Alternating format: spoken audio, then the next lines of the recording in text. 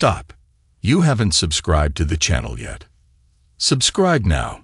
We have new stories every day. Now, let's go. Andrew Whitefield stepped through the front door of his Rayburn penthouse and set his briefcase down with a sigh of relief. I'm home, he called out, loosening his tie. The scent of something delicious wafted from the kitchen. Rosemary chicken, if his nose wasn't deceiving him. His favorite. No response. He slipped off his shoes, padding across the polished hardwood floors toward the kitchen. Laughter drifted down the hallway. His daughter's high-pitched giggle, followed by his wife's throaty chuckle. Andrew smiled. These were the moments that made the 14-hour workdays worth it. Building his tech company from the ground up had been brutal, but he'd done it for them. For Genevieve, who deserved the finer things in life, and for Celia, who deserved every opportunity the world had to offer. He paused in the doorway, taking in the scene. Genevieve stood at the island counter, her dark hair cascading down her back as she tossed a salad. She wore a silk blouse that probably cost more than most people's monthly rent. Celia sat on a stool, her school tablet open in front of her, likely finishing homework before dinner. There he is, Genevieve said without turning around. Something in her tone seemed off. A subtle coolness that hadn't been there when they'd first married. Daddy. Celia jumped down from her stool and rushed toward him. At 12, she was at that in-between age, still his little girl one moment, and fiercely independent the next. Andrew scooped her up, though she was almost too big for it now. How's my brilliant girl? I got an A on my science project, she said, beaming up at him. That's my girl. I knew all those hours at the planetarium would pay off. He set her down and approached Genevieve, planting a kiss on her cheek. Smells amazing. Genevieve moved her face just enough that his lips grazed her skin instead of landing properly. It's almost ready. You're early for once. He checked his watch. 7:30 is early. Compared to your usual 9 o'clock, yes. She smiled, but it didn't reach her eyes. Celia, wash up for dinner, please. As Celia left the room, Andrew leaned against the counter. Everything okay? Why wouldn't it be? Genevieve began plating food with quick, efficient movements. Just because you decide to show up for dinner one night doesn't mean something's wrong. Andrew's jaw tightened, but he let it go. Lately, everything seemed to be a potential argument, and he was too tired to fight. I've been working on delegating more. Thought I'd try to be home for dinner at least 3 nights a week. Mum, was her only response as she set the plates on the dining table. Dinner was pleasant enough on the surface. Celia chattered about school, a new friend, and an upcoming field trip. Andrew listened intently, asking questions, genuinely interested in his daughter's life. Genevieve smiled and nodded in all the right places, but there was a distance to her. She checked her phone at least 5 times during the meal, expecting an important call. Andrew finally asked. Genevieve looked up, slipping her phone into her pocket. Just checking the time. I have a charity committee meeting at 9 tonight. Yes, tonight, she added, as though anticipating his objection. I mentioned it at breakfast on Monday. Had she? Andrew couldn't recall. Monday morning had been chaos. A server crash at the office had him on calls from 5 a.m. Right, sorry. Which charity is it again? The Children's Hospital fundraiser. She dabbed her lips with a napkin.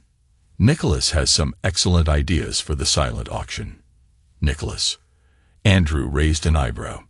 Nicholas Ward, Genevieve said, giving him a look that implied he should already know this.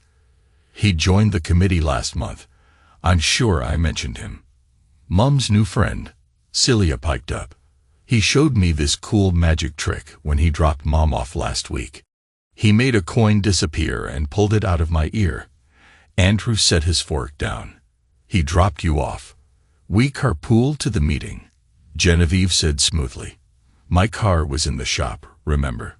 She turned to Celia. Finish your vegetables, sweetie.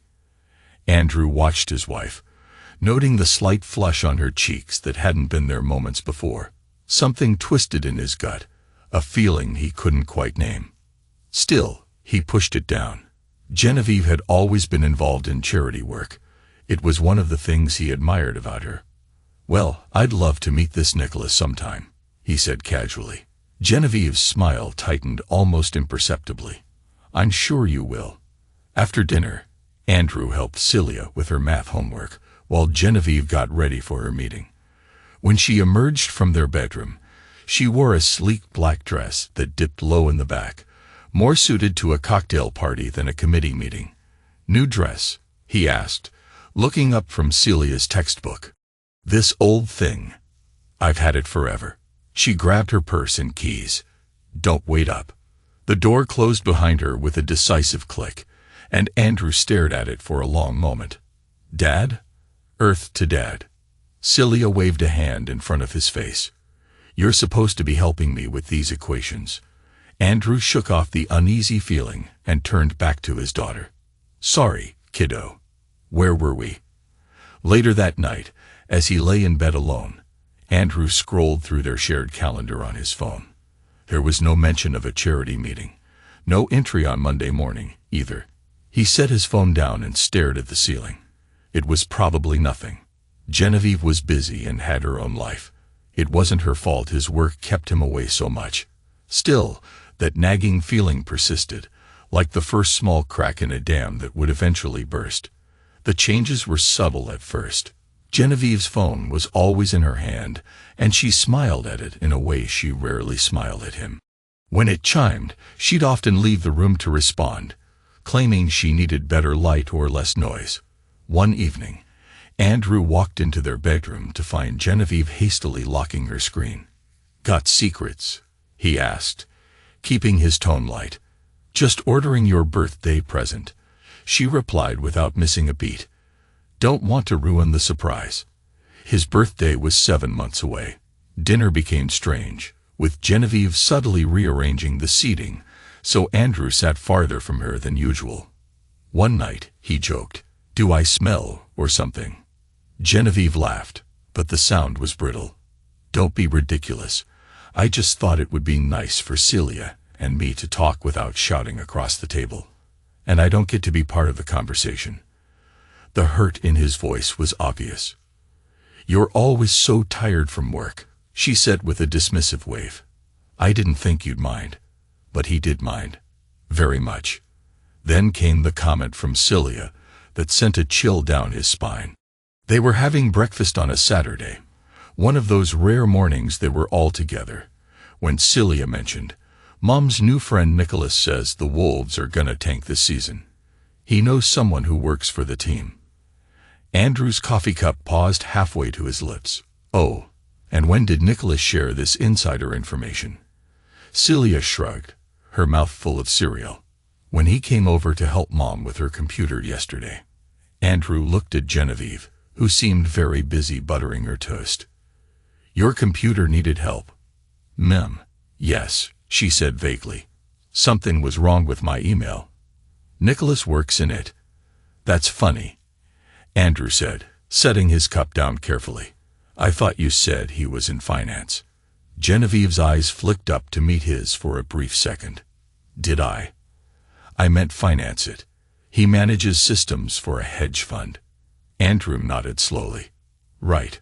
Well, next time you have computer trouble, you know you could just ask me. It is what I do for a living." "Of course, honey," Genevieve said with a smile that didn't reach her eyes. "But you're so busy. I didn't want to bother you with something trivial."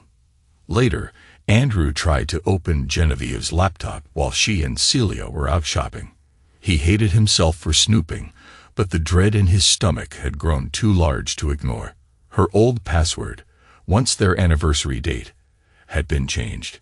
He tried several combinations, then gave up, disgusted with himself. This wasn't the answer. If he had concerns, he should just talk to her. But every attempt at conversation was deflected, leaving him feeling foolish for even bringing it up. The final piece fell into place one Tuesday evening. Andrew came home early, hoping to surprise Genevieve with dinner reservations at the new restaurant she'd been hinting about for weeks.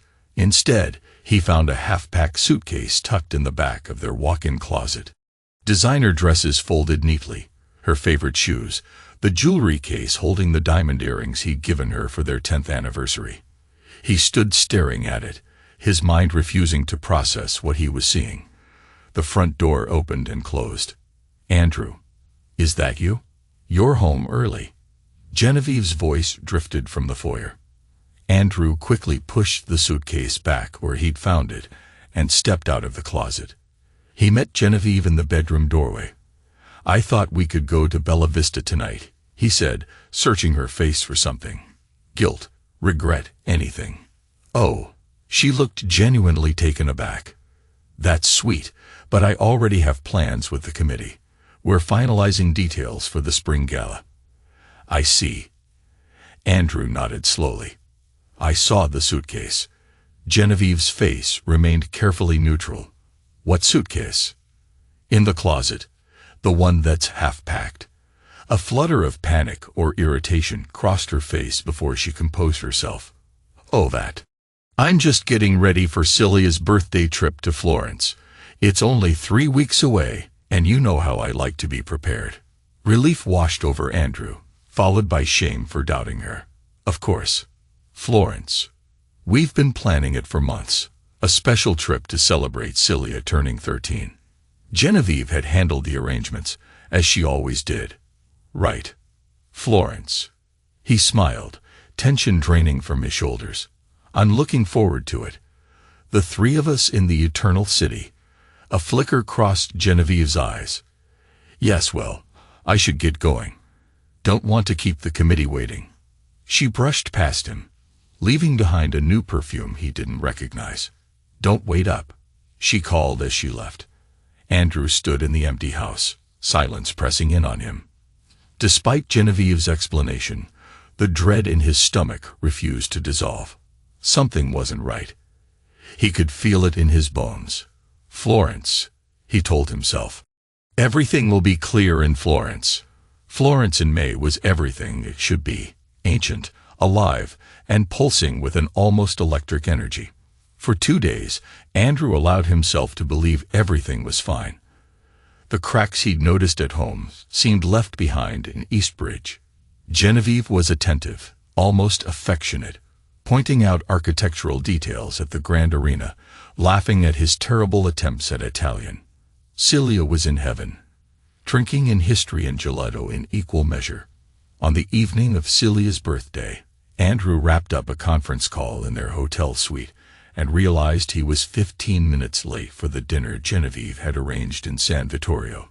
He hurried through the cobblestone streets, the warm air scented with jasmine and cooking food.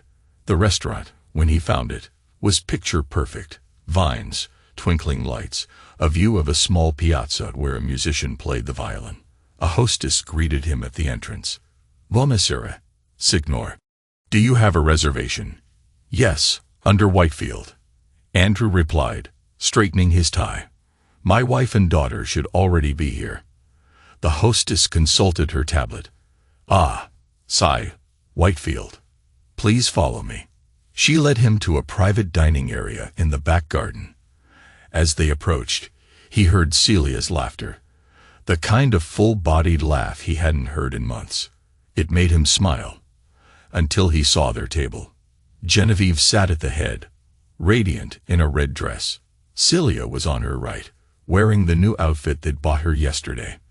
On Genevieve's left, where Andrew's place should have been, sat a man he'd never seen before, handsome in a polished way, with a trimmed beard and a designer suit.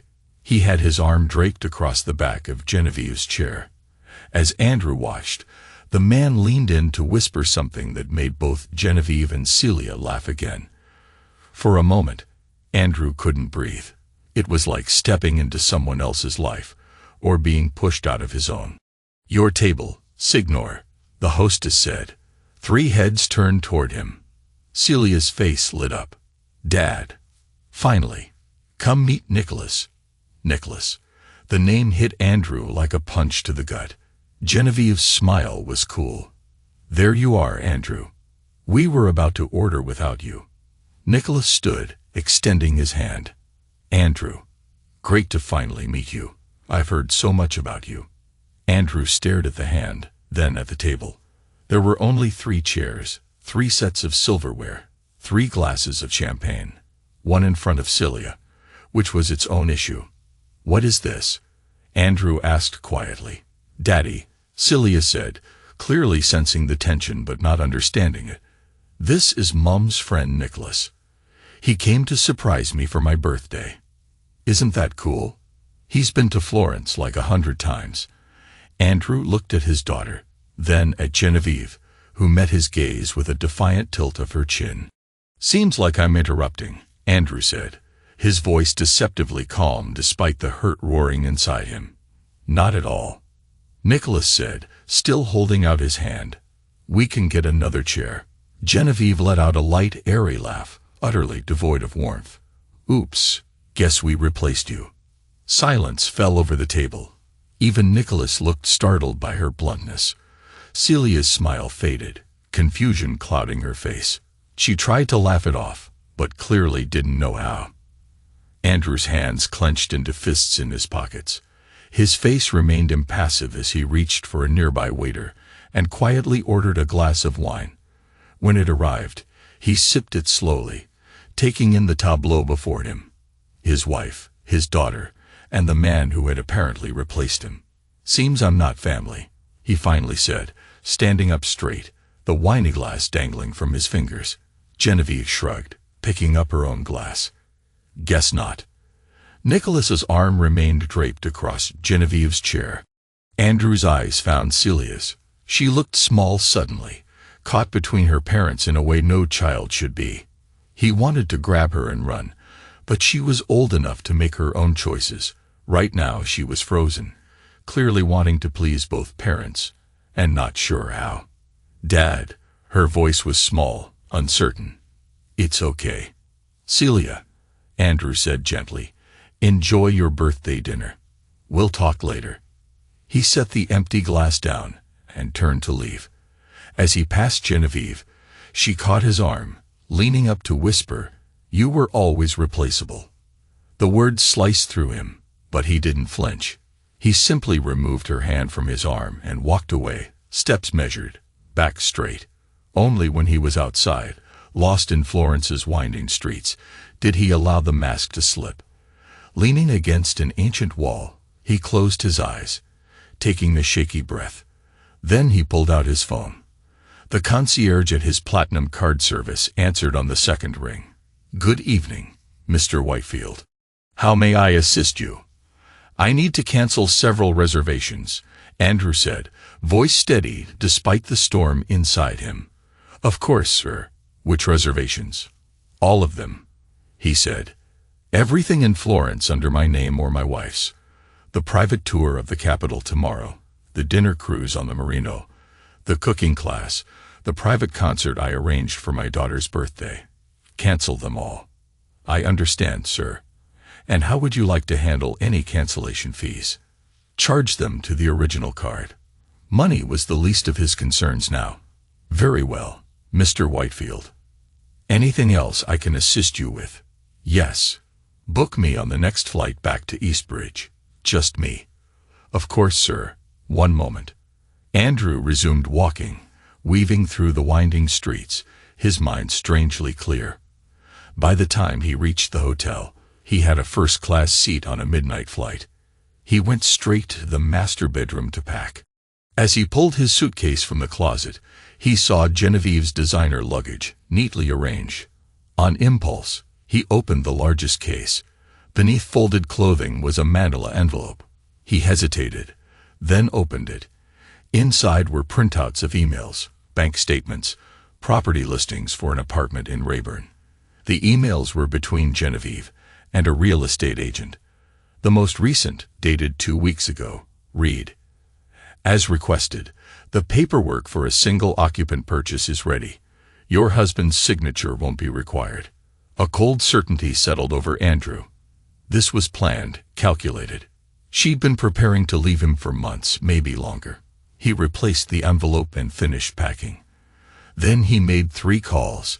His bank, freeze all joint accounts immediately. His lawyer, Colin, start divorce proceedings immediately. I want everything handled as quickly and quietly as possible. She's been planning this for a while. His assistant, Anna, I'm flying back tonight. Clear my schedule for 2 days, then pack it. Also, book me a hotel. Somewhere Genevieve wouldn't think to look. By 9 o'clock, he was in a taxi to the airport. His phone buzzed. All reservations successfully canceled. Mr. Whitefield. A small grim smile crossed his face.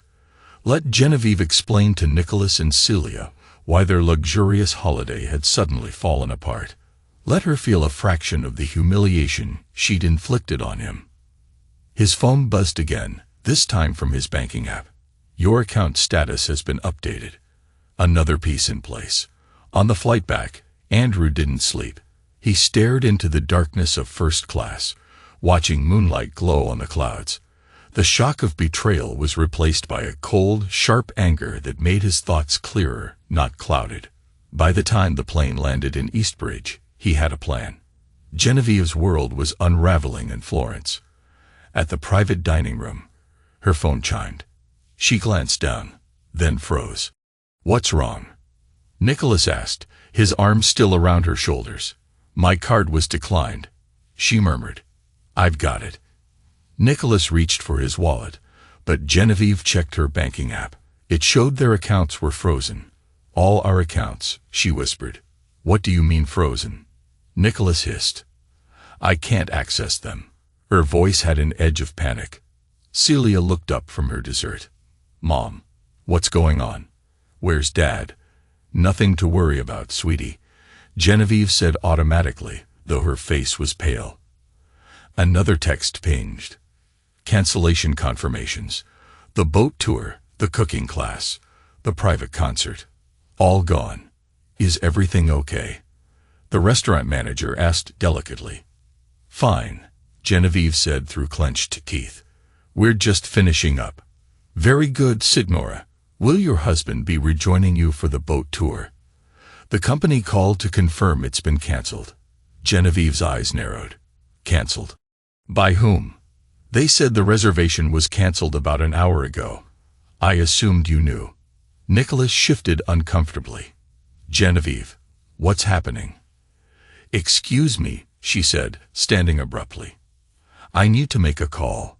She stepped away, dialing Andrew's number with shaky fingers, but it went straight to voicemail.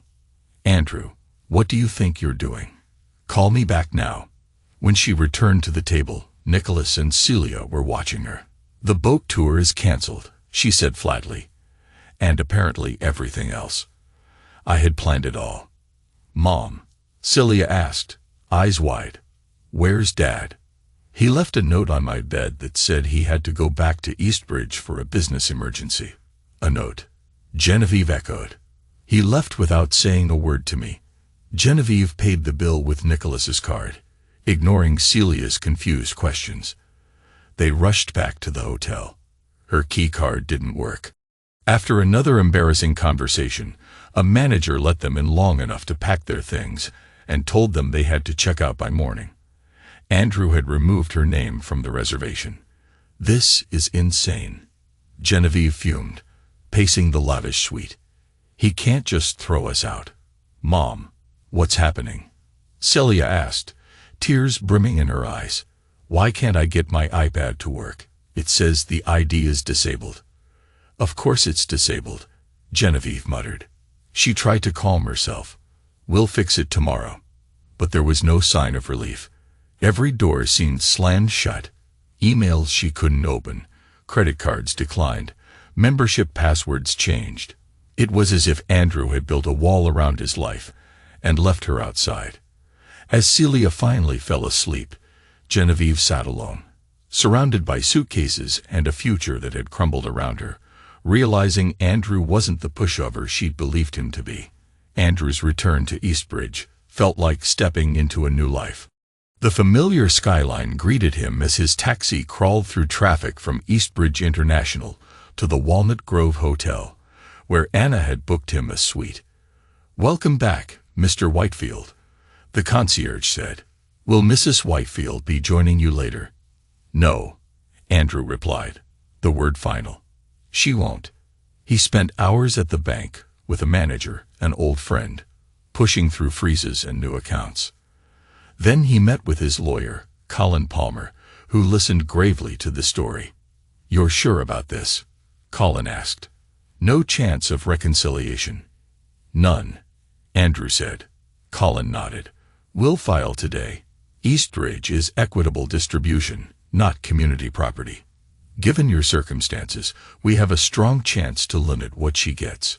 We had a prenup, but it expired on our 10th anniversary," Andrew reminded him.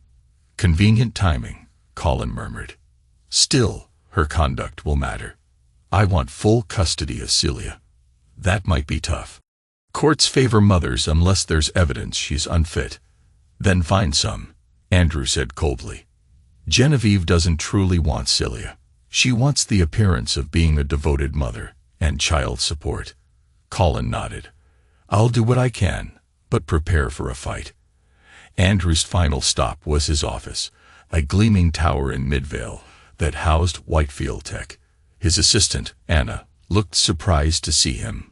"Sir, I thought you'd take time off to rest." "Change of plans," he said. "I need the senior executive team for a video conference in 30 minutes. Also, get Jack Samuels from PR in here now." 20 minutes later, Andrew sat across from Jack, the head of PR. Jack shifted uncomfortably under Andrew's intense gaze. "You want me to leak that you and Mrs. Whitefield are separating?" Jack asked. "You've always been so private." Andrew nodded. "Controlled leak, only to select outlets. Frame it as sources close to the couple." "Why?" "Because Genevieve will spin this the moment she lands. I'm just setting the narrative. Irreconcilable differences, nothing scandalous." "Got it." Jack frowned. "And if she tries her own story?" "We stick to ours," Andrew said coolly. "No mudslinging. We take the high road." Later, Andrew briefed the executive team, calming fears about investor confidence. By the end of the day, he'd safeguarded himself legally, financially, and publicly. Only one piece remained: Celia. He tried calling her phone, but it went to voicemail. Finally, that night, the call came through with Celia's ringtone. "Are you okay?" Andrew asked, answering immediately. "Dad, where are you? Why did you leave?" Her voice sounded small and scared. "I'm back in Eastridge," he said. "I had to take care of some things. Mom says you abandoned us, that you canceled all our trip stuff just to punish her." "Celia," Andrew said gently, "there are things your mom doesn't understand, or won't admit. I would never abandon you. I'm sorry it happened so suddenly. Are you coming back for us?" Celia asked. "Not right away. You and Mom can fly back tomorrow." "I'll see you then." "Okay. Promise?" "I promise. No matter what happens between your mom and me, I'll always be there for you." After hanging up, Andrew sat in his dark office, staring at the city lights. Another email from Colin. "Divorce papers filed. No going back now." A new email from the gossip column. "Tech mogul Andrew Whitefield and socialite wife headed for Splitsville." Jack had worked fast. Genevieve's return to Eastridge was a rude awakening. No driver met them at the airport. She and Celia had to take a taxi. At the Rayburn penthouse, her key didn't work. The locks had been changed. The building manager let them in so they could see that many of Andrew's things were gone. Clothes, personal items, rare books, meaningful pictures. As if he'd surgically removed himself from their life. "Mom," Celia asked from her bedroom doorway, voice trembling. "My computer's gone." "What?" Genevieve snapped, still processing the new locks. "My gaming computer, the one Dad got me for Christmas. It's not here." "I'm sure he just took it to be upgraded," Genevieve said, waving a hand. But as she walked through each room, more and more of Andrew's personal things were missing. Genevieve's phone rang with an unknown number. "Hello, Mrs. Whitefield. This is Catherine Lewis from Palmer and Lewis Law. We're calling to inform you you've been served with divorce papers electronically, since we couldn't locate you in person." Genevieve sank onto the couch, knees weak. "Divorce papers already?" "Yes, Mom," the caller said. "Mr. Whitefield has also filed for emergency temporary orders regarding finances and custody of your minor child." "Custody?" Genevieve nearly shouted. "The hearing is next week. I suggest you retain counsel." The line went dead. An email with the divorce papers followed. She scanned them, fury growing with each paragraph. Andrew was seeking full custody, alleging parental alienation and moral impropriety. Her phone chimed again. A message from an old friend. "Have you seen that gossip column? Call me."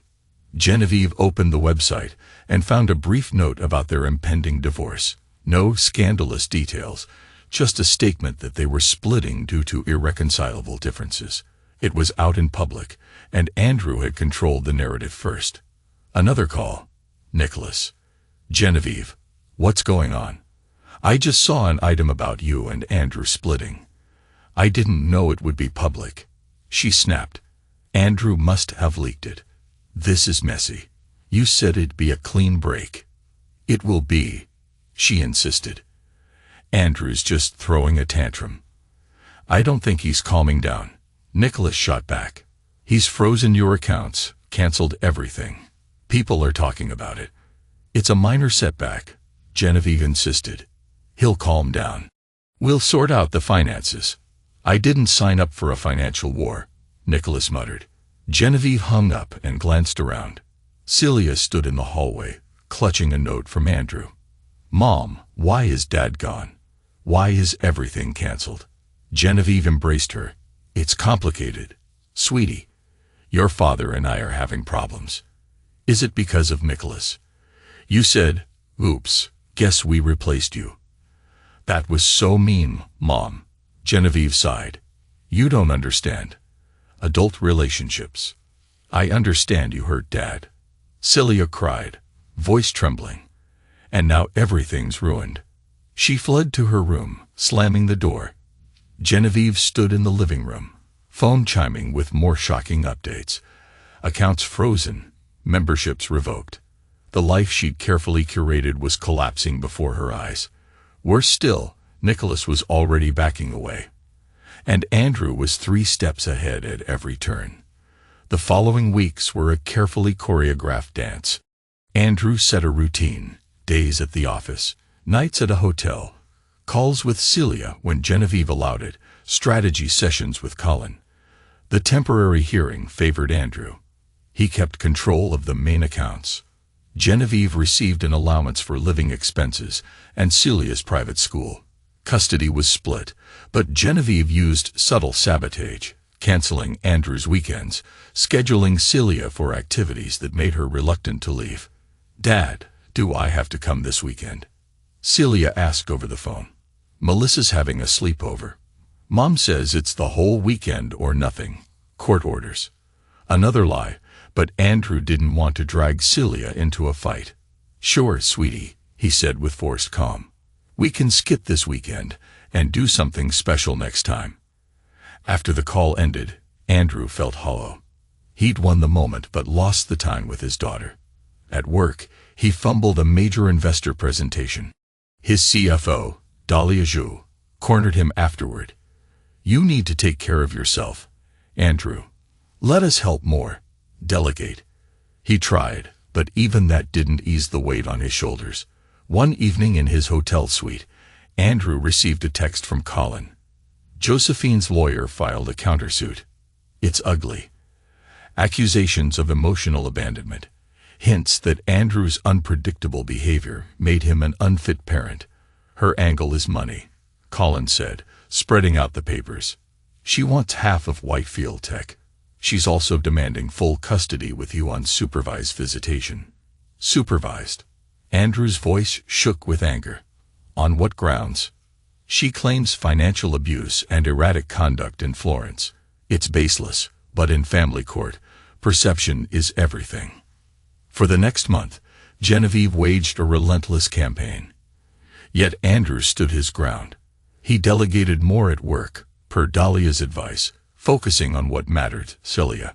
Then, unexpectedly, a new email arrived from an unfamiliar address. "Thought you should see this. I'm not the only one she's replaced." Attached was a photo. Nicholas with another woman, hands intimately entwined, time-stamped yesterday. Another email followed. "She's been playing both of you. Call if you want details." For the first time, Andrew felt a spark of hope, or an opening. He wrote back. That evening, he met the woman behind the email in a quiet bar near Greenwood. "My name's Vanessa Keller," she said, elegant and mid-30s, eyes sharp with intelligence. "Nicholas and I were together for about 8 months." 8? Andrew frowned. "That's longer than he's been with Genevieve." Vanessa nodded. "He met your wife more than a year ago, but their affair started 6 months ago. He told me he needed space to focus on work." She gave a bitter laugh. "When your trip to Florence went south, he called me, begging to see me. That's when I realized he'd been juggling us both." Andrew flipped through the photos she offered. Nicholas with various women. Texts confirming his pattern. "Why show me this?" Vanessa sipped her drink. "Because he hurts women for sport. I want his true character exposed. He's done enough damage. Why not release it to the press?" She shrugged. "I don't care about humiliating him publicly. I care about warning his targets. Your wife is still convinced he's her golden ticket." Andrew looked at her phone. "And you think this will change her mind?" "Could be leverage. Up to you how you use it." They talked another hour. Vanessa had documented Nicholas's entire predatory history. When Andrew left, he knew exactly how to play it. "We need to shift our approach," Andrew told Colin the next day. "We've been reacting. Let's be proactive." He slid over the folder with Vanessa's evidence. Colin skimmed it. "Wow. Where'd you get this?" "Doesn't matter. It's legit," Andrew said. "I don't want to use it in court. I want Genevieve to see it, so she'll realize Nicholas is a sham and lose interest in fighting me." Colin frowned. "So you want to help her?" "I want to neutralize the threat," Andrew corrected. "Genevieve with Nicholas is dangerous. Genevieve without him, she might be more reasonable." Colin nodded slowly. "Risky, but it could work. She won't trust it if it comes from you." "Exactly. We'll use a mutual friend, Rebecca Dean. She's neutral." Rebecca, a gallery owner who'd remained friendly with both Andrew and Genevieve, was perfect. She had lunch with Genevieve, casually dropped the rumors about Nicholas's wandering eye. Andrew didn't hear from Genevieve directly, but soon noticed her legal aggression receding. An aggressive motion was withdrawn, a harsh claim removed, and Celia's weekend visits weren't suddenly canceled anymore. Then a text came from Genevieve's number. "I need to talk to you. In person, not lawyers." They met at a small cafe in Greenwood. Genevieve arrived looking as polished as ever, but there was tension in her eyes. "Thank you for meeting," she said, sitting down. "I've been thinking about our situation." "About Celia?" Andrew nodded. "Go on." "This fighting isn't good for her," Genevieve continued, looking anywhere but his face. "Maybe we can find a more amicable arrangement." "I'd like that," Andrew said cautiously. "What are you proposing?" "Joint custody. Equal time. I'll withdraw my claims about your behavior if you lift some financial restrictions." It was a major concession, exactly what Andrew wanted regarding Celia. He kept his relief hidden. "That sounds reasonable. Colin will draft revised terms." Genevieve smoothed a napkin across her lap. "There's something else. I'm not seeing Nicholas anymore." Andrew kept his face neutral. "I'm sorry to hear that." "Don't pretend you're sorry," she snapped, before softening again. "Anyway, it's for the best." "He wasn't who I thought he was." Andrew studied her carefully. "Did you know about his other relationships?" "Not until recently," Genevieve said, eyes flashing with hurt. You could have thrown that in my face, used it to humiliate me, but you didn't. Humiliating you helps no one, Andrew said simply. Especially not Celia. A flicker of reluctant respect crossed Genevieve's face. That's decent of you. I'm interested in moving forward in a way that hurts Celia the least, Andrew replied. Genevieve nodded, then stood, collecting her things. I'll tell my lawyers to expect the new terms, and Andrew, thank you. He watched her leave, shoulders straight, head high. Only when she was gone did he allow himself a small smile. The tide had turned. Within days, Genevieve agreed to joint custody. Andrew exhaled with relief as he and Colin looked over the signed documents. Celia would spend half her time with him, unsupervised, no restrictions. What about the financial settlement? Andrew asked. That's still in flux, Colin admitted. She wants a stake in Whitefield Tech. That's never happening. She's entitled to something, Andrew. You launched the company publicly during your marriage, so some growth is considered marital property. Andrew sighed. Offer her a generous one-time payment. No shares, no ongoing interest. She might reject it. She won't, especially after she finds out about Nicholas's new wealthy girlfriend filing for bankruptcy. Andrew gave a mirthless smile. Word will get around. Sure enough, word did get around. Nicholas's new target wasn't rich at all. He placed his bet on someone with a fake fortune. Overnight, his social standing collapsed. Meanwhile, Genevieve told mutual friends she'd actually laughed when she heard about Nicholas's downfall, saying, couldn't have happened to a nicer guy. The final negotiations went smoothly. Genevieve accepted a large cash settlement in lieu of company shares. The divorce accelerated. They had to appear in court to confirm all terms. On the morning of the hearing, Andrew and Genevieve met in the hallway. Both looked tired but resolute. You look well, Genevieve said stiffly. So do you, Andrew replied, meaning it. Despite everything, she still carried herself with grace. Celia says you found a new apartment. Genevieve gave him a measuring look. I guess this is really happening. It is, Andrew said gently. A clerk appeared. Mr. and Mrs. Whitefield. The judge is ready. Just Mr. Whitefield, Genevieve corrected. I'm going back to my maiden name. Reed. New start. Andrew asked quietly as they walked in. Genevieve nodded. New start. The hearing was almost anticlimactic. The judge reviewed their agreement, asked a few questions, then declared their marriage over. Outside, in the autumn sunshine, they paused on the courthouse steps. So that's it, Genevieve said, slipping the decree into her purse. We're officially done. The marriage is done, Andrew replied. We'll always be connected through Celia. She nodded, gaze skipping over the busy street. I know I've been difficult. I never meant to hurt Celia. I thought I was protecting her. I know, Andrew said. He did believe that, despite her methods. We'll figure out co-parenting, Genevieve said. A small, genuine smile curved her lips. Yes, we will. He watched her carefully. There was a fragile piece here, one he didn't want to break. As they turned to go, Genevieve hesitated. Have you heard about Nicholas's new relationship? He found someone else, Hen. I may have heard something, Andrew said. Genevieve's expression was unreadable. Do you think he ever really cared about me? I don't know, Andrew said gently. But I think anyone who truly knew you would have fought harder to keep you. She blinked rapidly, surprised by the kindness. Thank you for that. Take care of yourself, Andrew. Andrew nodded, then walked away. His phone buzzed. A text from Celia. Can we get pizza for dinner?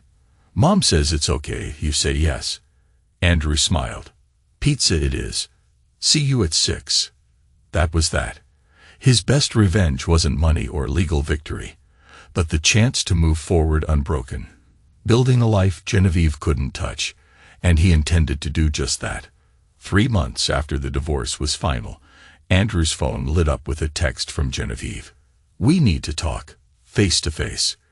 They met at a little Italian place in Greenwood. He arrived first. choosing a quiet table at the back. When Genevieve walked in, he was startled by how different she looked. Shorter hair, minimal makeup, simple sweater and jeans. She looked younger, somehow, less polished, more real. "Thanks for meeting me," she said, sliding into the seat across from him.